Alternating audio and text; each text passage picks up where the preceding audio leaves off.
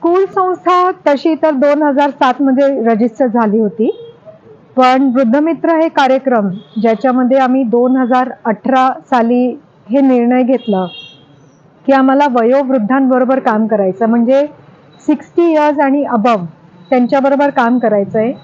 हा डिसिजन आम्ही 2018 मध्ये घेतला आणि त्यावेळेस आम्ही अनेक प्रकारचे जे प्रकल्प देशामध्ये चालू आहेत त्यांचा अभ्यास केला. पण असं लक्षात आलं की सगळीकडे इन्स्टिट्यूशनल केअर प्रोग्राम सुरू आहेत, म्हणजे ओल्ड एज होम, वृद्धाश्रम अशी प्रकल्प आहेत आणि फक्त 50-100 एल्डरलीकडे जाऊन काम करायचं ते काय आम्हाला मनापासून पटत नव्हतं. म्हणून काय वेगळं करता येईल या प्रकल्पामध्ये असं खूप आम्ही विचार केला आणि असं लक्षात आलं की जसे अनेक हेल्थ प्रोजेक्ट्स इम्प्लिमेंट होतात ज्याच्यामध्ये आशासारखी व्यक्ती किंवा हेल्थ वर्कर घरोघरी जाऊन प्रेग्नंट माता किंवा नवजात शिशूंना बघते, त्यांना सपोर्ट करते, तसाच कम्युनिटी बेस्ड प्रोजेक्ट आपण वृद्ध मित्रमध्ये करायला पाहिजे आणि ज्याच्यामध्ये आपली डायरेक्ट रीच असायला पाहिजे वृद्धांबरोबर आणि त्यांना भेटणे, त्यांच्याशी गप्पा मारणे, त्यांना कंपॅनियनशिप देणे, त्यांच्या आजारांबद्दल चर्चा करणे, अशा पद्धतीने आपण काम करायला पाहिजे. तुम्ही काम काय करायचं? जाती काय काचपत्रा याचायला, बाटल्या साटल्या पुसता असं मी जात 13 वर्षापासून करते. हा, मी 13 वर्षाची होती ना तशी करते. अजून जातो तुम्ही काचपत्रा? आता वय किती? आता वय माझं 84. अजून जातो तुम्ही काम? त्या कामामुळे आजार कुठले होते? आता आजार कुठले होते का? हात पाय दुखतात, गुडघे दुखतात, सांध दुखतात, पण चालताना लय दम लागतो मला. छाया उत्तम हावळे, काम भांडी घासायचं करत होते, त्याच्यामुळं त्रास होतोय, दम लागतो, कंबर दुखती, गुडघे दुखतात, वय 60 आहे. आता घरी बसल्यामुळं तर लय जास्त त्रास व्हायला लागला, पायांना मुंग्या येतात, उभा राहता येत नाही.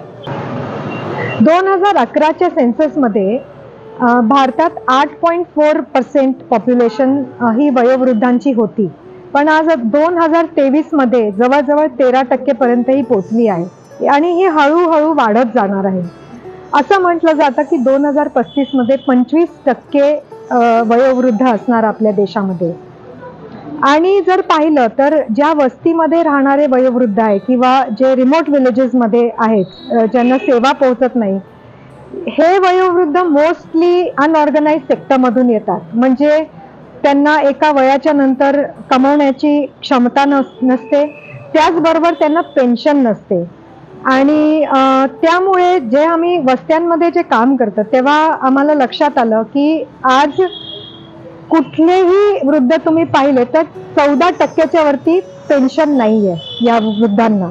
म्हणून आमचं खूप भर असतं की त्यांना कुठल्याही प्रकारची पेन्शन, हेल्थ इन्शुरन्स किंवा जे काही सोशल सिक्युरिटी बेनिफिट्स आहे, मग ते डिसेबिलिटी रिलेटेड असो किंवा विधवा पेन्शन असो, ते आम्ही मिळवण्याचा प्रयत्न करतो त्यांच्यासाठी. त्याचबरोबर जर तुम्ही त्यांचे हेल्थ केअर चॅलेंजेस पाहिले तर आपल्याकडे नॉन कम्युनिकेबल डिझिजेस आहेत, हायपरटेन्शन, डायबिटीज खूप कॉमन झालं आहेत. त्याचबरोबर ते एकदा पडले आणि हाड मोडलं तर हा प्रॉब्लेम आणखीन वाढतो, ते बेडरिडन होतात, त्यांना कोणीही सांभाळणारं नसतं. त्याचबरोबर TB हा प्रकार, अस्थमा हे आम्ही बघतो, कारण त्यांनी आयुष्यभर कष्ट केलेले आहेत आणि त्याच्यामुळे त्यांना जे आजार नॉर्मल व्यक्तीला जे उशिरा होतात त्यांना लवकर होतात, त्यांची इम्युनिटी कमी असते. त्याचबरोबर जर तुम्ही पाहिलं तर आमच्या 33,000 वयोवृद्ध ज्यांच्याबरोबर आज आम्ही काम करत आहोत त्याच्यामध्ये 67% महिला आहेत आणि 33% मेल्स आहेत. तर मेल कम्युनिटीमध्ये मरण लवकर येतं, त्यांची लॉन्जिव्हिटी कमी आहे. महिलांना जास्त लॉन्जिव्हिटी असल्यामुळे त्या मोस्टली एकट्या राहून जातात, त्यांचे स्पाऊस मेल्यानंतर ते एकटे असतात, कधी कधी ते फक्त एकटे राहणारे असतात अगदी. आणि त्याच्यामुळे महिलांसाठी पण अनेक कार्यक्रमांचं भर असतं. अगदी म्हटलं तर breast cancer, cervical cancer screening आम्ही करतो, त्यांचं NCD स्क्रीनिंग करतो, त्यांचं कॅटरॅक्टचं स्क्रीनिंग करतो. त्याचबरोबर ऑर्थोपेडिक प्रॉब्लेम्स आहेत, पाईल्स, फिस्ट्युला असे प्रॉब्लेम्स होतात. तर हे सगळं आम्ही कम्युनिटी लेवलवर स्क्रीनिंग करतो आणि त्याच्यानंतर जर काही सर्जरी असेल किंवा आणखीन काही कॉम्प्लिकेशन्स असतील तर त्याला हायर हेल्थ फॅसिलिटीला रेफर करून त्यांना त्या सर्व्हिसेस मिळवून देतो फ्री ऑफ कॉस्ट. आज शहरी गरीब वस्त्यांमध्ये जर आपण बघितलं तर वृद्धांची परिस्थिती बिकटच आहे. कारण सगळ्यात महत्त्वाचं म्हणजे आधी पहिली गोष्ट तर दारिद्र्य, म्हणजे जी काही पैशाची कमतरता आहे त्याच्यामध्ये प्रत्येक वेळेला असं आपण म्हणू शकणार नाही की मुलं त्यांच्याकडे दुर्लक्षच करतात. बऱ्याचदा असं होतं की मुलांची इच्छा असून सुद्धा ते तेवढं प्राधान्य कदाचित आपल्या वृद्ध आईवडिलांना देऊ शकत नाही. कारण असं आहे की लिमिटेड जर पैसे असतील घरामध्ये आणि मग मुलांना प्रश्न असतो की आपल्या मुलांचं आपण आरोग्य, शिक्षण याच्यावरती तो खर्च करायचा की वृद्धांच्या आरोग्यावरती किंवा त्यांच्या औषधावरती, त्यांच्या उपचारांवरती खर्च करायचा, हाही एक प्रश्न आहे.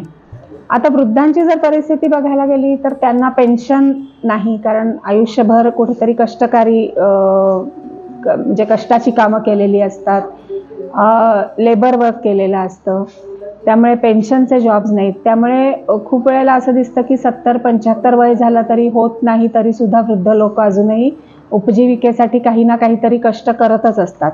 ज्यांना ते कष्ट होत नाहीत त्यांचं, मी जसं म्हटलं तसं की त्यांच्याकडे जर मुलं असतील, मुलं व्यवस्थित कमवत असतील, लक्ष देत असतील तर खूपच चांगली गोष्ट आहे. पण ही समस्या खूप जास्त दिसते.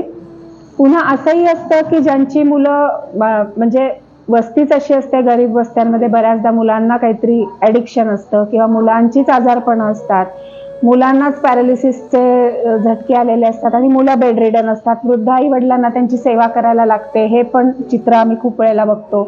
कधी कधी मुलं अपघातामध्ये गेलेली असतात किंवा व्यसनामुळे गेलेली असतात किंवा कुठल्या तरी दुर्धर आजारामुळे गेलेली असतात, त्यामुळे परत लक्ष द्यायला घरामध्ये कोणी नाही, ही पण परिस्थिती बऱ्याच वेळेला दिसते. त्यामुळे ज्यांना कमवायचं काही साधन नाही त्यांचं खूपच अवघड होतं. नारायण नेटके आजोबा यांच्याकडे आता आपण चाललोय. तर ते आधी पॅरालिसिस, त्यांना पॅरालिसिस झालं होतं, पण आता ते स्वतःच्या ह्याच्यावरती चालण्याचा प्रयत्न करतात वॉकरच्या सहाय्याने. तर आपण आता त्यांच्याकडेच जाणार. ते त्यांना पॅरालिसिस झालं होतं, झाले 2-3 वर्ष झाले होते, 2-3 महिने ते बेडरिडन होते. त्यांना पूर्ण बेडरिडन, चालता येत नव्हतं त्यांना. एक पाय, एक हाताला लकवा गेला होता. आपले संचिती हॉस्पिटलमधून बाहेरून इंटर्न्स येतात, तर ते इंटर्न्स येऊन आजोबांकडे त्यांचे रोज व्यायाम करून घ्यायचे त्यांच्याकडून. आजोबा नेहमी म्हणजे त्यांच्या इच्छेने ते नेहमी स्वतःहून व्यायाम करायचे आणि ते इंटर्न्स यायचे ते हे करून घ्यायचे. त्यानंतर ते वॉकरच्या साहाय्याने हळूहळू ते स्वतःच्या ह्याच्यावरती चालण्याचा प्रयत्न करतात. त्यांना आपल्या संस्थेकडून चालायला जमतं ते. आता ते घराच्या बाहेरही स्वतःहून चालतात वॉकर घेऊन. आधी त्यांना दुसऱ्यांच्या साहाय्याने चालत होते, पण आता स्वतःहून चालतात. संस्थेकडून त्यांना आपण डायपर देतो, बीपी आहे त्यांना, बीपीच्या गोळ्या वगैरे देतो.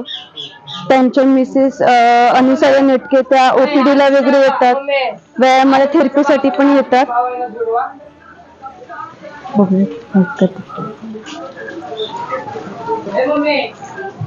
का असं हा, फिरा तुम्ही, फिरा. इथे या. हा, वजन टाका त्या हातावर आणि फिरा. गुड. आणखी फिरा. वजन टाका हातावर, फिरा. ओके. काय त्रास होत आहे आता? चालता येत नाही, उठता येत नाही. हे हात पाय हलवू नये, हे भाग फक्त. Okay. Should I make him lie down so I can assess. तुम्ही झोपणार एकदा? झोपा. हे घ्या उशी, इथे असं झोपा. हे बाजूला झोपा. इथे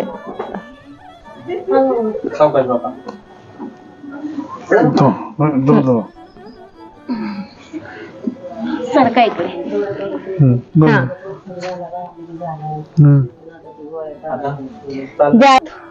गुड. ह्या तुमच्या जवळ वाकवा, सरळ करा. गुड.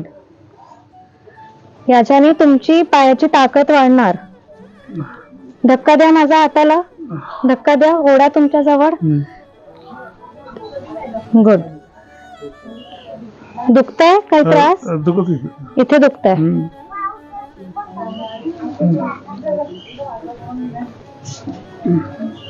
असे काही काही आजी आजोबा आहेत जे बेड रिटर्न आहेत.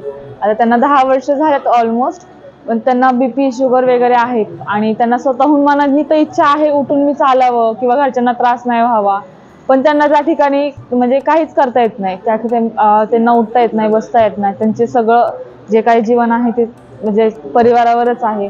त्या ठिकाणी तिथं गेल्यानंतर नक्की खूप वाईट वाटतं की नाही का, आजी आजोबा आहेत आणि त्यांना त्यांच्या स्वतःसाठी काय करता येत नाही. आपण गेलो त्यांच्या चेकअपसाठी सुद्धा तरी ते रडतात कधी कधी की आम्हाला चालता येत नाही किंवा उठता येत नाही. ह्या ठिकाणी खूप वाईट वाटतं की आपण नाही का त्यांना एवढं हे करून पण त्यांना नाही का होत नाही, सहन नाही होत की ते त्रास होतो त्यांना आणि त्यांना उठवत नाही, बसवत नाही. ह्याचा त्यांच्या परिवाराला काही एवढं आता वाटत नाही, पण त्यांना जास्त वाटतं की माझ्यासाठी एवढे सगळेजण करतात, माझ्यासाठी हे एवढे सगळेजण घरीच आहेत. त्यामुळे त्यांना भरपूर वाटतं. त्या ठिकाणी गेलं की वाईट वाटतं की आजोबा आपल्याकडे बघून रडतात, त्या ठिकाणी वाईट वाटतं. आम्ही फील्डमध्ये जेव्हा 420 आजी आजोबा रजिस्टर करतो, त्यांच्या होम व्हिजिट करतो, त्यांना भेटतो, बोलतो, त्यांच्या फॅमिलीशी बोलतो, त्यांचे गरजा किंवा त्यांचे काय अडचणी आहेत जाणून घेतो, तेव्हा खूप वाईट वाटतं की इतक्या पण वाईट अवस्थेमध्ये लोक राहत आहेत, मग त्यांना गरज आहे. तर आम्ही ते कमी करण्याचा प्रयत्न करतो. माझी एक अनुभव सांगते एका आजीसोबतचा. माझी एक आजी आहे जी व्यवस्थित होती, एकटी राहते, तिचा मुलगा वारला, सून बाजूला राहते, तिच्याकडे डॉक्युमेंटसुद्धा त्यांनी ठेवलेले नाही आहेत. तर तिला बीपीचा त्रास होता. ती आमच्याकडे रेग्युलर कॅम्पसाठी यायची, फिजिओथेरपीसाठी यायची किंवा मीटिंगसाठी वगैरे यायची. त्या दरम्यान तिला ह्या 5-6 महिन्यापूर्वी पॅरालाइजचा अटॅक आला आणि त्याच्यामध्ये ती बेड रिडन झाली. तर त्या दरम्यान दवाखान्यामध्ये ट्रीटमेंट घेतली त्यांनी. परत आम्ही तिला फील्डमध्ये फिजिओथेरपी दिली आणि त्यांनी इतकी पटकन ग्रीप घेतली, कवर केलं. मग त्या दरम्यान आम्ही होम व्हिजिट करणार, त्यांच्याशी बोलणार, डाएटविषयी बोलणार, गोळ्या ट्रीटमेंटविषयी बोलणार किंवा फिजिओथेरपी व्यायामविषयी बोलणार, त्यांचं करून घेणार व्यायाम. त्याच्यामुळं त्यांना इतकं ते भरून आल्यासारखं होत होतं. एक वेळ त्या माझ्याशी बोलल्या की तुम्ही इतक्या माझ्याकडे येता, बोलता माझ्याशी, रडल्या त्या इमोशनल होऊन आणि खूप छान वाटलं तेव्हा की आपण कोणाच्या तरी आनंदाचं कारण बनतोय. कोविडच्या काळामध्ये वेगळे आमचे अनुभव होते. लोक वयोवृद्धांना लपवून ठेवायचे. आमचं एप्रन आणि आमचं बॅच बघून लोकांना वाटायचं आम्ही कॉर्पोरेशनमधून आलो आणि टेस्टिंगसाठी त्यांना घेऊन जाणार.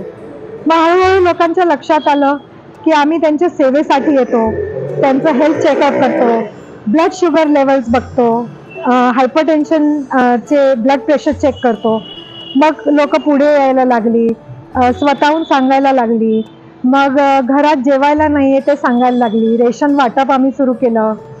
मेडिसिन घरी घेऊन जायला लागलो, मल्टीविटॅमिन्स द्यायला लागलो, इम्युनिटी कशी वाढवता येईल ह्याच्यावर बोलायला लागलो. आणि त्याचबरोबर खूप वेगवेगळ्या प्रकारचं जे सेवा आहेत ते बेड रिडनसाठी द्यायला लागलो, कारण त्यांना अजिबातच काही करता येत नव्हतं. ते घरातल्या घरातच होते.